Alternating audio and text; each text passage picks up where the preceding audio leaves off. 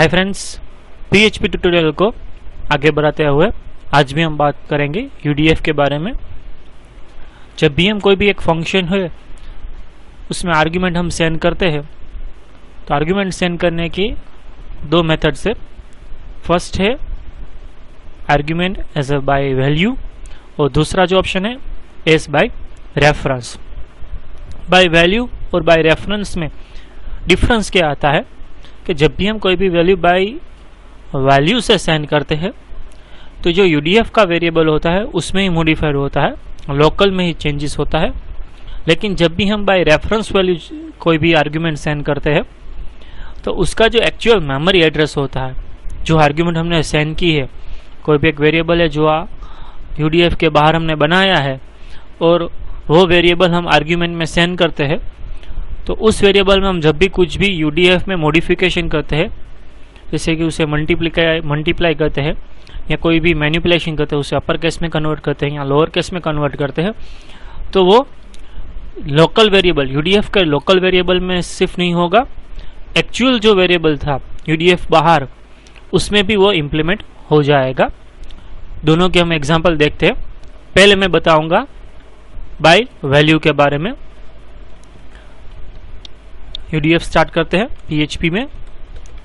First UDF में बना रहा हूं बाय वैल्यू के लिए।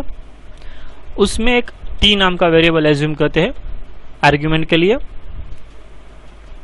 उस t वेरिएबल में जो कुछ भी आता है उससे हम, सपोज वो स्ट्रिंग आता है तो उसे हम लोअर केस में कन्वर्ट करना चाहते हैं, तो t में जो डेटा है उसे लोअर केस में कन्वर्ट करना है, तो दूसरा एक वेरिएबल लेता है x। लाइब्रेरी फंक्शन है तो लोअर और बीच में t वेरिएबल हम लिखते हैं, तो t वेरिएबल में जो कुछ भी होगा वो x में स्टोर होगा, लोअर केस में कन्वर्ट होके इको x। यहाँ पे एक वेरिएबल बनाते हैं स्ट्रिंग डेटा, आधा कैपिटल आधा स्मॉल, जानबूझ के लिख रहा हूँ। अब UDF को कॉल करवाते हैं और उसमें जो स्ट्रिंग वेरिएबल है एज आर्ग्यूमेंट हम सेंड करते हैं। इतना एग्जीक्यूट करके देख लेते हैं क्या आता है हमारे पास आउटपुट में। देखिए यहाँ पे सब डेटा जो कुछ भी है वो स्ट्रिंग डेटा डिस्प्ले हो गया। x पे हमने यहाँ पे डिस्प्ले करवाया है। फिर से यहाँ जो स्ट्रिंग वेरिएबल उसे डिस्प्ले करवाते हैं, देखते हैं और क्या होता है। देखिए दूसरी बार जो स्ट्रिंग डेटा हुआ, जो एक्चुअल डेटा है वही यहाँ पे डिस्प्ले हुआ, जो यहाँ पे मैंने फिर से डिस्प्ले करवाया है। एक और मॉडिफिकेशन करते हैं, यहाँ जो x वेरिएबल है उसे यहाँ t लिख डालते हैं, क्योंकि x की कोई ज़रूरत नहीं है हमें। t वेरिएबल में जो कुछ भी यहाँ पे आएगा वो लोअर केस में कन्वर्ट होगा और t में ही वो ओवरराइड हो जाएगा और t में हम फिर से डिस्प्ले करवाएंगे। प्रोग्राम को रिफ्रेश करेंगे, आउटपुट में कुछ भी चेंज नहीं आएगा।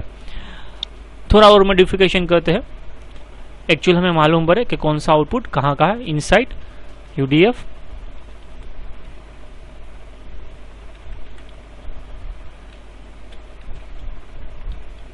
और यहाँ पे लिख देते हैं आउटसाइड UDF।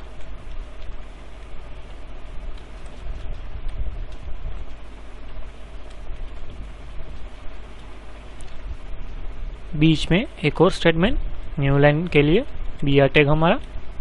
रिफ्रेश करेंगे, देखिए इनसाइड UDF ये हमारा आउटपुट आया स्ट्रिंग डेटा, आउटसाइड UDF जो हमारा डेटा आया स्ट्रिंग डेटा। क्या हुआ कि हमने जो ये आर्ग्यूमेंट सेंड की है टी में मॉडिफिकेशन किया, मैनिपुलेशन किया, डिस्प्ले करवाया, तो जो एक्चुअल वेरिएबल है स्ट्रिंग उसमें कुछ भी चेंज आया नहीं है। जो डेटा है एक्चुअल वैसे का वैसा ही रहा। ये बाय वैल्यू की बात हुई। अब इसी एग्जाम्पल को हम बाय रेफरेंस लिखते हैं। जो पूरा का पूरा ब्लॉक है इसे हम नीचे पेस्ट कर देते हैं और जो ये बाय वैल्यू UDF है हमारा उसे हम यहाँ पे लिख डालेंगे बाय रेफरेंस। जो बाकी का ब्लॉक है अभी के लिए हम कमेंट कर डालते हैं, इसे रिमूव नहीं करते हैं। ये हो गया कमेंट। सिर्फ UDF का नाम ही हमने चेंज किया है और कुछ हमने चेंज नहीं किया है। अब इस UDF की जो वैल्यू है, आर्ग्यूमेंट है, उसे बाय रेफरेंस करना है तो हम कैसे करेंगे? बहुत आसान है। जो वेरिएबल है उसके आगे सिर्फ हमें एक स्पेशल सिंबल ऑपरेटर ऐड करना है, वो है एम्परसेंड। तो अब जो टी वेरिएबल हो गया बाय रेफरेंस हो गया, वो टी स्ट्रिंग वेरिएबल जो यहाँ पे है एक्चुअल उसे वो पॉइंट करेगा। क्या होगा, जो स्ट्रिंग वेरिएबल है उसमें हमारा डेटा है स्ट्रिंग डेटा, जो यूडीएफ में ट्रांसफर होगा तो यूडीएफ में सिर्फ डेटा नहीं बल्कि उसकी मेमोरी एड्रेस ट्रांसफर होगी। वो मेमोरी एड्रेस में जो कुछ भी डेटा है वो उसे लोअर केस में कन्वर्ट करेगा, जो हमारा डेटा है स्ट्रिंग डेटा उसे लोअर केस में कन्वर्ट कर देगा, यहाँ पे वो डिस्प्ले होगा। और यूडीएफ की बार भी हम इसे जब डिस्प्ले करवाएंगे तो वो भी लोअर केस में होगा, क्योंकि लोकल वेरिएबल यूडीएफ में हमें उसे कन्वर्ट नहीं करवाया, बल्कि एक्चुअल जो एड्रेस है उसमें जाके आउटसाइड द यूडीएफ उसे हमने कन्वर्ट करवा दिया है, सेव कर लिया है। एक बार रिफ्रेश करेंगे, देखें यहाँ पे देखिए मैंने रिफ्रेश कर दिया, इनसाइड द यूडीएफ हमें डेटा मिला स्ट्रिंग डेटा, आउटसाइड यूडीएफ हमें डेटा मिला वो भी सेम। यहाँ पे जो डेटा है जो पहले कैपिटल में डिस्प्ले हुआ वो स्मॉल में डिस्प्ले हुआ।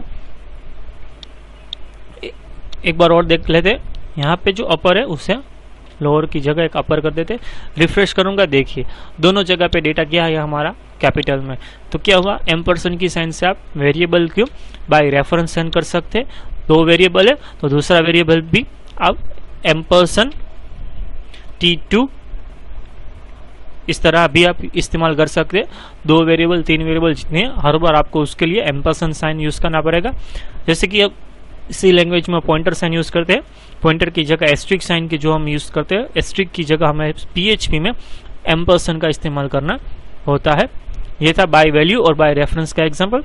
वीडियो अगर आपको पसंद आया है प्लीज इसे लाइक कीजिए, अपने दोस्तों के साथ शेयर कीजिए, चैनल को सब्सक्राइब कीजिए, अपडेट रहिए। कोई भी अगर वीडियो आपको समझ में नहीं आया है, दिक्कत है या और इस टॉपिक में जानना चाहते हैं, कमेंट में लिखिए। आपके साथ जितनी हो सके उतनी जल्दी मैं शेयर करूंगा। दूसरी कोई भी लिंक है, वीडियो है, उसको फेसबुक से भी आप मुझे फॉलो कर सकते हैं। पेज का नाम है मोहम्मदी कंप्यूटर्स। आज की इस वीडियो में सिर्फ इतना ही। Thank you.